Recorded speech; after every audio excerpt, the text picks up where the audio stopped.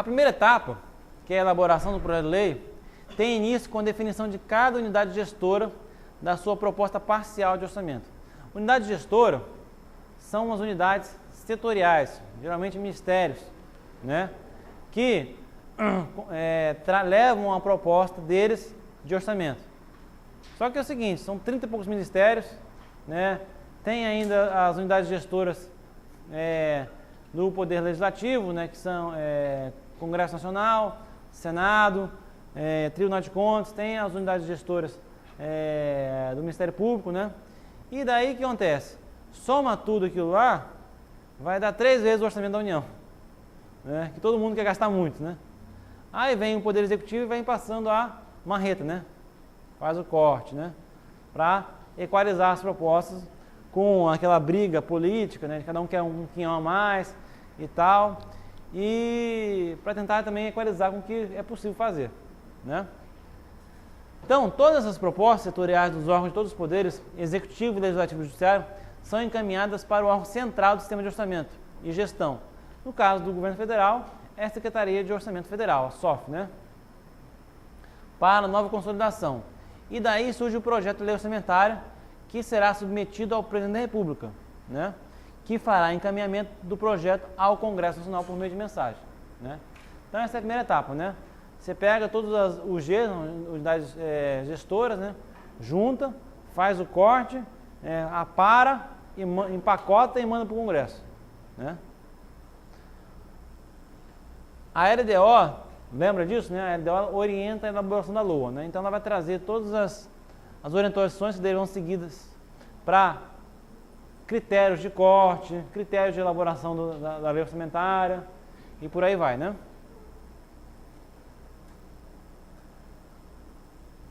A aprovação. Isso aqui eu falei na aula anterior, mas vou falar de novo, né? Eu falei que eu ia falar na aula seguinte, então estou falando, né? As leis orçamentárias, embora elas sejam leis ordinárias, né? LDO, PPA e LOA são o quê? São leis orçamentárias, né? Mas também são leis ordinárias, né? Mas a tramitação delas é especial. Por quê? Porque tem algum lugar lá da Constituição, acho que no artigo 60, 62, que fala o seguinte, que fala sobre a lei ordinária, né? Fala assim, o processo de tramitação das leis ordinárias vai ser assim, exceto se tiver um processo legislativo especial. No caso tem, né? Então, o processo das leis ordinárias é o quê? Subsidiário, né? Se não tiver nada especial, aplica esse processo. No caso das leis orçamentárias, existe um processo legislativo especial, né? Então, ó, embora as leis orçamentárias sejam leis ordinárias, elas têm uma tramitação no Congresso diferente das demais leis ordinárias. Isso porque a própria Constituição estabeleceu um rito próprio, diferenciado para a tramitação e aprovação das leis orçamentárias. A aprovação e a tramitação das leis orçamentárias estão regradas no artigo 166 da Constituição Federal, né? Na inexistência de normas próprias para a tramitação das leis orçamentárias, aplicam-se a estas no que não contrariar as demais normas aplicáveis ao processo legislativo como um todo. Ou seja, se as leis orçamentárias não tiverem algo específico tratando sobre isso, então aplica-se o quê? Processo legislativo ordinário, né? Ou seja, a aprovação e a tramitação das leis orçamentárias aplicam-se nessa ordem. Primeiro, as normas específicas estabelecidas na Constituição Federal para esse tipo de lei. Em segundo lugar, desde que não contraria essas normas, aplicam-se as demais normas do processo legislativo ordinário.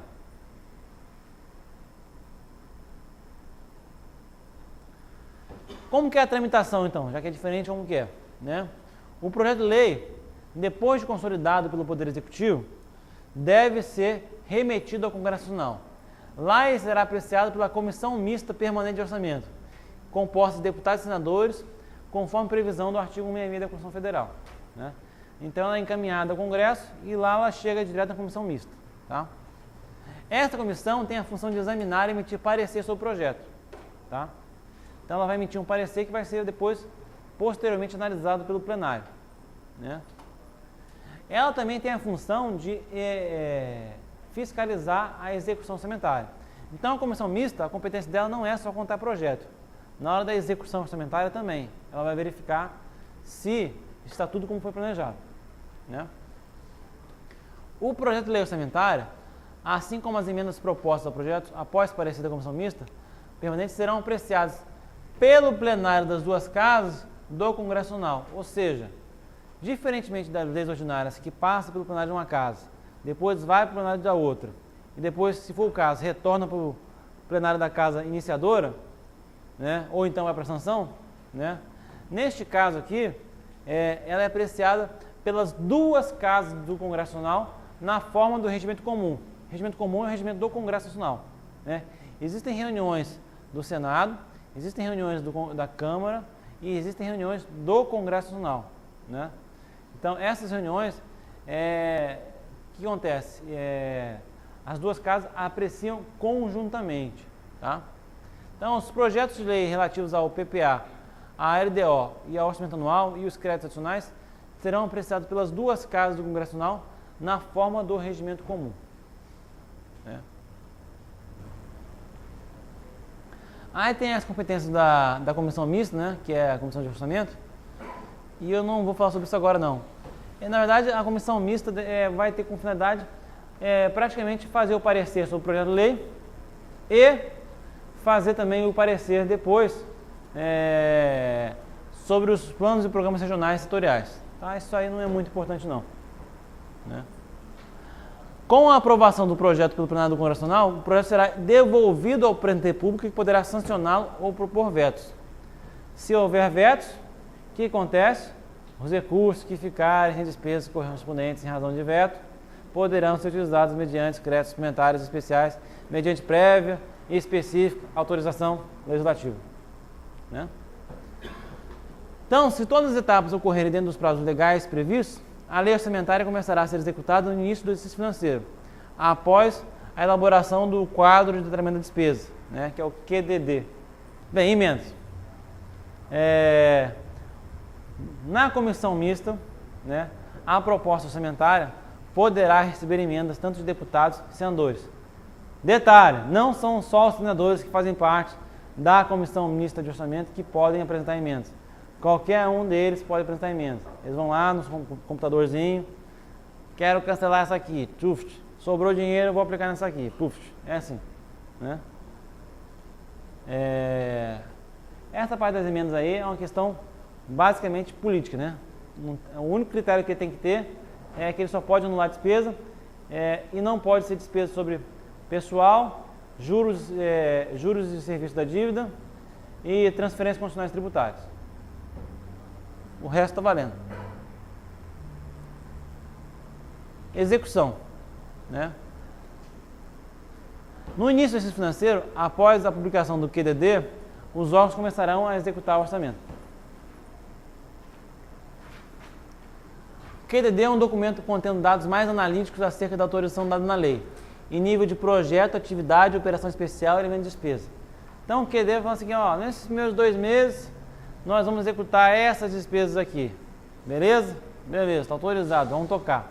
Ou seja, além da autorização, além da abertura por decreto, você precisa ainda de ter o QDD aprovado com um cronograma de desembolso. Porque não basta ter orçamento, você tem que ter também o financeiro, que é o dinheiro. E isso depende da arrecadação, né? Então, de acordo com o fluxo de entrada de recursos, né, você vai programando as suas despesas. Certo? Caso ocorra algum problema no decorrer das etapas que impeça a disponibilização da dotação orçamentária, os órgãos poderão tirar o Instituto, desde que haja previsão na LDO determinado duodécimo. O que é o duodécimo, né? É um instituto que possibilita aos órgãos, caso autorizado na LDO, a executar a cada mês do exercício financeiro 1/12 do projeto de lei orçamentário que está sendo apreciado de modo a não prejudicar totalmente a execução prevista para o exercício. Lembra que eu perguntei para vocês o que acontece se o Congresso Nacional não devolver o projeto para sanção até o final do ano? O que acontece, né? vai começar o ano sem o orçamento aprovado. O que acontece? Bem, neste caso, olha que situação esdrúxula, né? A LDO tem, nos últimos anos, falado que, se por acaso o projeto de lei não for aprovado, né, você pode ir executando 1/12 do projeto que está sendo apreciado. Ou seja, o projeto ganha força de lei, antes de virar lei, né? Isso é para impedir que os órgãos fiquem estagnados sem o orçamento aprovado. Em 2006 aconteceu isso, né? De orçamento ser aprovado em abril. Então eles usaram aí os 2/10 para ir executando o orçamento, né?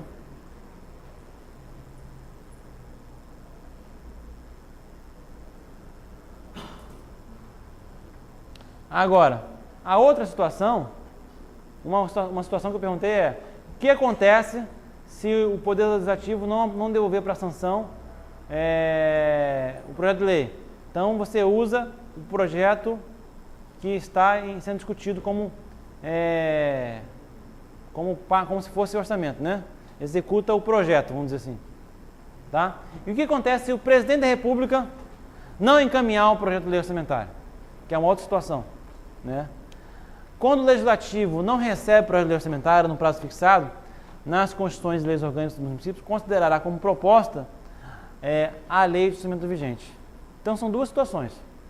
Se o Presidente da República não encaminhar o projeto de lei orçamentária, o Poder Legislativo vai pegar o projeto vigente e vai considerar como se fosse proposta do Executivo, né? Beleza? Agora, se o Legislativo não devolver o projeto que está sendo analisado para sanção, o Poder Executivo vai considerar para execução o projeto que está em discussão. Tá? Então, não é a mesma coisa que ocorre, viu? São duas situações diferentes. Tá? E duas soluções diferentes. Controle, né? Na fase de controle, ocorre o acompanhamento e avaliação do processo de execução orçamentária, que, segundo a legislação em vigor, será interno, quando realizado pelos agentes do próprio órgão, ou externo, quando realizado pelo Poder Legislativo, auxiliado tecnicamente pelo Tribunal de Contas. Seja o Tribunal de Contas da União, no caso da execução orçamentária da Federal, Tribunal de Contas do Estado, no caso da execução orçamentária estadual ou municipal. Tá? Descentralização orçamentária. Quando você vai executar o orçamento, né, o orçamento ele não tem como, vamos dizer assim, na lei orçamentária não tem como especificar em pormenores, em coisas muito pequenas, as despesas dos órgãos públicos. Tá? Por isso que na lei orçamentária, né, existe o que a gente chama de unidade orçamentária. Tá? Unidade orçamentária são unidades que recebem dotações orçamentárias diretamente da lei do orçamento. Tá? Só que acontece o seguinte: uma unidade orçamentária, por exemplo, pode ser a Secretaria de Fazenda, né? Ela recebe uma dotação diretamente da lei orçamentária. A Secretaria de Fazenda vai receber 1 milhão de orçamento. Só que acontece o seguinte: a Secretaria de Fazenda, como vários órgãos, ela é uma secretaria departamentalizada, ou seja, ela possui vários setores. E são vários setores que vão executar o orçamento.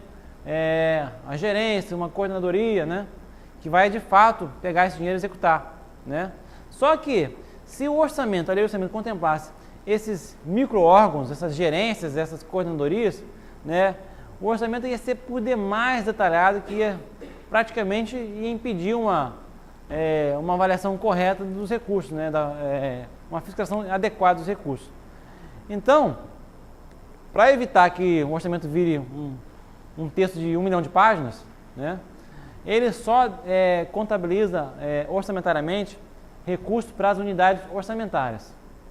As outras unidades que precisam executar o orçamento, mas que não recebem recursos diretamente do orçamento, né, são chamadas unidades administrativas. Ou seja, unidades orçamentárias são aquelas unidades cuja dotação orçamentária consta diretamente na lei orçamentária. Já as unidades administrativas, elas dependem de receber recursos, né, tanto orçamentários quanto financeiros, das unidades orçamentárias para poder executar o seu orçamento. Ou seja, a unidade orçamentária recebe um recurso, tanto orçamentário quanto financeiro, e distribui, né, para as suas unidades administrativas. Tá? Então, ó, a LOA contempla as unidades setoriais orçamentárias de cada órgão com dotações orçamentárias. Essas dotações precisam ser descentralizadas para que as unidades gestoras administrativas possam efetuar a sua execução, né? Unidade gestora são as que efetivamente realizam gasto, ou seja, executa a despesa. É lógico que a gente vai ter unidade gestora vinculada à unidade orçamentária e vai ter unidade gestora vinculada à unidade administrativa, tá? Mas aqui aparece vinculado diretamente à lei orçamentária, é a unidade orçamentária.